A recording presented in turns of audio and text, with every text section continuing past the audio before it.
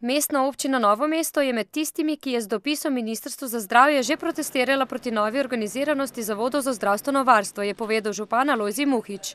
Kot pravi, s tem uničujejo zdrave in učinkovite ustanove, kot je novomeški zavod.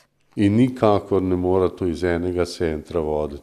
Mislim, da smo kot regijski center absolutno upravičeni do takega zavoda in da država tukaj posega v stvari, kar je dejansko dobro funkcioniralo, in čudim se, da so pač sprejeli te ukrepe okrog združevanja. Tudi črnomaljska županja Mojca Čema Stjepanovič v potezi ministrstva vidi bojazen pred centralizacijo zdravstva. Po njenem bo tako Bela krajina ostala bela lisa. Zavod za zdravstveno varstvo Novo mesto dobro dela na našem območju, tudi izpelje projekte in tudi dobimo informacije, za katere se upamo seveda v dobrobit zdravja, kar se tiče belokrajinskih občin, kar se pa bojimo, da v bodoče ne bi bilo tako. Pojavljajo se tudi vprašanja, kako bo z zaposlenimi.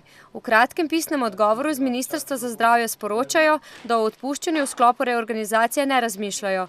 Zagotovo pa bo treba določiti delovne naloge zaposlenih v obeh javnih zavodih in njihove pristojnosti, so zapisali. Sicer pa je zdaj na potezi Državni zbor. Vlada je namreč predlog zakona o spremembah in dopolnitvah zakona o zdravstveni dejavnosti poslala v obravnavo in sprejetje Državnemu zboru po rednem postopku.